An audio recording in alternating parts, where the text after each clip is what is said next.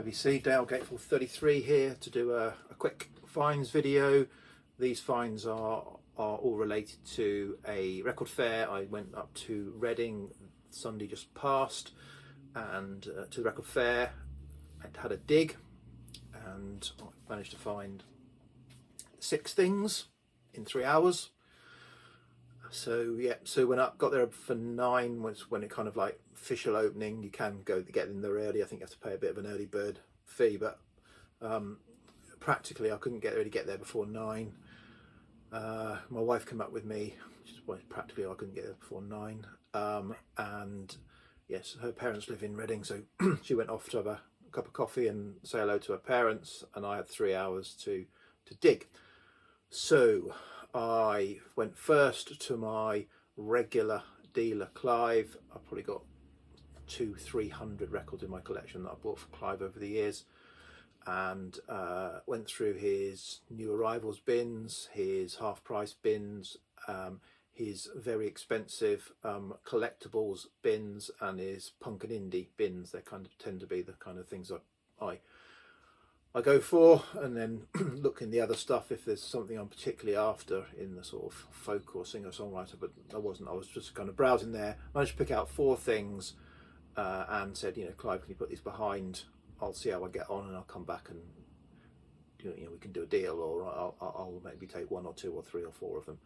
So that was about 15-20 minutes. I had 4 things behind the counter, and then I went off and spent another nearly 3 hours digging and just got 2 things. So what did I find? I'll deal with the 4 I got from Clive. I got two of his half prices and 2 sort of normals, but he does me a deal anyway, so so that was good. So yeah, first up in the half price was this Klaus Cyborg. This is an original press on Metronome Records. Klaus Schulze, so this is kind of kraut ambient type, and yeah, so I kind of knew what I was getting. I should say, yeah, all of these I reckon only one of them have I heard before, and none of them were on my wants list. I do have a wants list, a Discogs wants list of about 300-400 records, but I never look at it. I put things on it, I never really look at it, and when I go to a record fair, it's, you know, I kind of either mentally remember it's on there, and or the rest it's kind of somehow I go through some mental decision making process, which is a blend of, is it something, does it look interesting, and does it look like it's value for money?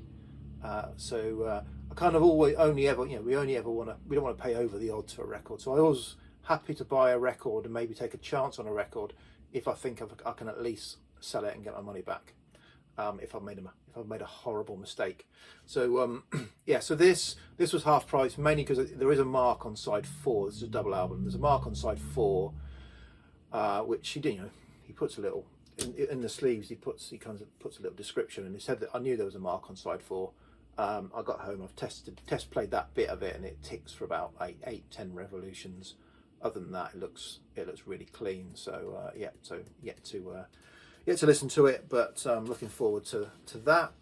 Next up is a sort of semi-blind buy. I've never listened to this record, but I have got stuff by the artist. This is Brian Auger's Oblivion Express. This is an original from 1970, really nice condition. Yeah, so the Klaus Schulze was £20, if I didn't say, instead of 40. This was, well, he ended up being 15 instead of 35, so better than half price yet. Because he wasn't going to charge me £17.50, so it's £15 for this. And yeah, really looking forward to this. Haven't spun it yet, but as I say, I've got another Brian Auger's Oblivion Express, and I've got a couple of Brian Auger, Judy Driscoll and the Trinity, and I've got a couple of Brian Auger CD comps, so I kind of know what I'm letting myself in for with that. So that's an original on the Orange RCA UK.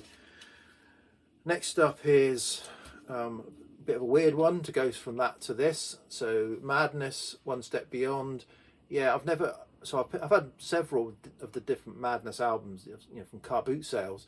Never seen this at a car boot sale. Never had it before, and just wanted to give it a try. and it seems to be going up in price sort of when I do see it, to prices that I'm not prepared to pay. This is I think it's from, is it 79 this came from? I can't remember. It's from the year, but I think this is like technically like a third pressing of it, but still from the same, the original year.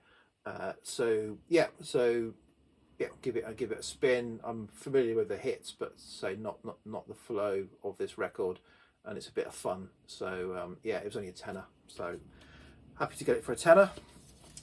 And then finally from Clive's was this record. It's Harvey Mandel, Cristo Redentor. I've seen this on the VC, and I've seen it in kind of magazine lists of kind of psych jazz, blues guitar type stuff. So I kind of knew what I was expecting from this, even though it was a blind buy because I never listened to it. It wasn't exactly what I was expecting. It was better than I was expecting because it had a bit more sort of funky, library, jazzy going on than what I was expecting, sort of instrumental blues rock noodling. So yeah, so quite enjoyed this. This is an original 68 press on the wonderful black and silver Philips label. Yeah, really nice condition, and this was 25. I think I paid for this in the end, so happy with that. Okay, so then there's two that I got from my other 2 3/4 hours of digging. So the first up is this Tubes. The Tubes. This is an original 76 UK, again in nice condition. So I've got a later Tubes album when they go a bit more kind of new wavy. This I kind of assumed was sort of had punk leanings because it's 76, maybe leanings to punk.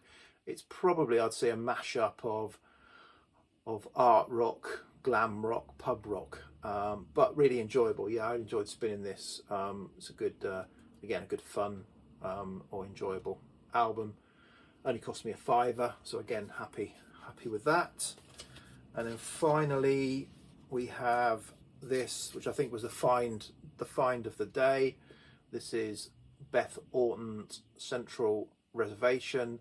This is an original on Heavenly from 1999. So yeah, obviously being 1999, quite hard to find on vinyl. It's got a little bit of rubbing there, kind of little ding, but the inners and the records are in really clean. It's a bit crackly, but I think that might be the 1999 pressing. It wasn't at the height of the vinyl era, so I don't think pressings were of massive quality, but the crackly, sort of slightly crackly vinyl is only in places and it stays beneath the music. And yeah, so this is the only one I've heard before because I heard it digitally when it came out in 1999. I've got 2 or 3 Beth Orton albums. The one before this, was it Trailer Park, something like that, and another one, Sugaring Season, I think it is, a later one. Yeah, enjoyed them but never been wowed. Enjoyed them but never been wowed by them. I probably haven't listened to this probably since about 1999 2000, if I'm honest, probably, apart from the sort of singles off it like Stolen Car and Central Reservation. So yeah, but I played this and absolutely loved it, really enjoyed it, so I'm glad I picked it up. And this only cost me £20. It was in the shrink, which I hate. So the guy was trying to sort of big up the fact that it was in the shrink, but to me that's a negative, not a positive. I've taken the shrink off, but I do quite like it's got the original Virgin chart £12.99 label, so I'll keep that.